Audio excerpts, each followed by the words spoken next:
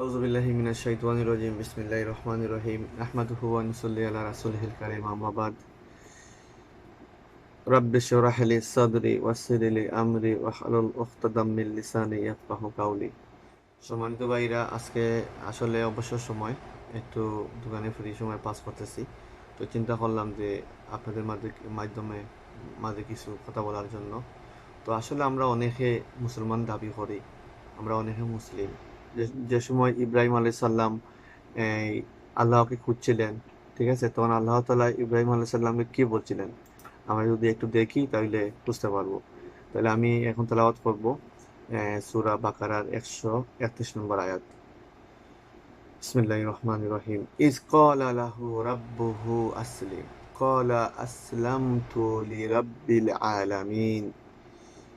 দেখুন, আল্লাহ তাআলা ইব্রাহিম আলাইহিস সালামকে বললেন যে তার প্রভু তাকে বললেন তুমি আনুগত্য স্বীকার করে নাও। সে বলেছিল আমি বিশ্বজগতের প্রতিপালকের নিকট আত্মসমর্পণ করলাম। সুবহানাল্লাহ। আল্লাহ তাআলা বলছেন যে হে ইব্রাহিম আলাইহিস সালাম তুমি মুসলমান হয়ে যাও। তো ইব্রাহিম আলাইহিস সালাম সাথে সাথে বললেন যে আমি মুসলমান হয়ে গেলাম। তো আসলে আমরা মুসলমান বলতে কি বুঝি? মুসলমানের সংজ্ঞা কি? আমরা অনেক কিছু করি, কিন্তু আসলে আমরা অনেক মানুষ আছি যে মুসলমানের সংজ্ঞা বুঝি না। তো এটা নিয়েও আল্লাহ তাআলা আমাদেরকে বলেছেন যে মুসলমান হলো এই মানুষ যে যে ব্যক্তি আল্লাহর আনুগত্য হয়, আল্লাহকে নিজের মালিক, প্রভু, মাবুদ হিসাবে মেনে নেয়, নিজেকে পুরোপুরি আল্লাহর হাতে সুপুর্দ করে দেয় এবং দুনিয়ায় আল্লাহর প্রদত্ত জীবন বিধান অনুযায়ী জীবনযাপন করে, সেই মুসলিম। এই আকীদা, বিশ্বাস, কর্মপদ্ধতির নাম হলো ইসলাম। এই আকীদা, বিশ্বাস এবং কর্মপদ্ধতির নামই হলো ইসলাম। তো এখানে আর বলা হয়েছে যে প্রত্যেক যুগে আল্লাহ তাআলা প্রত্যেক জাতিগোষ্ঠীর জন্য যে নবীদেরকে প্রেরণ করেছিলেন তাদের ধর্ম ছিল ইসলাম, তারা ছিল মুসলিম। তো এরপরে আল্লাহ তাআলা আরেকটা আয়াতে বলেছেন যে সূরা বাকারার 208 নম্বর আয়াতে আল্লাহ তাআলা বলেছেন যে আল্লাহ তাআলা বলেছেন কি, দিকে আমরা শুনি। বিসমিল্লাহির রহমানির রহিম। يا أيها الذين آمنوا ادخلوا في السلم كافة ولا تتبعوا خطوات الشيطان إنه لكم عدو মুবিন। এরশাদ হচ্ছে, হে ইমানদারগণ, তোমরা পরিপূর্ণভাবে ইসলামে প্রবেশ করো এবং শয়তানের অনুসারী হয়ো না, কেননা শয়তান তোমাদের প্রকাশ্য শত্রু।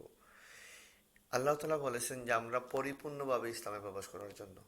এই পরিপূর্ণভাবে ইসলামে প্রবেশ করতে গেলে আল্লাহ তাআলাকে রিজেক দাতা, বিধান দাতা, হায়াত দাতা, মৃত্যু দাতা, তকদিরের ভালো মন্দ, আইন দাতা, হুকমু ইল্লা লিল্লাহ, জমিন যার, আইন চলবে তার, সব কিছু মানতে হবে।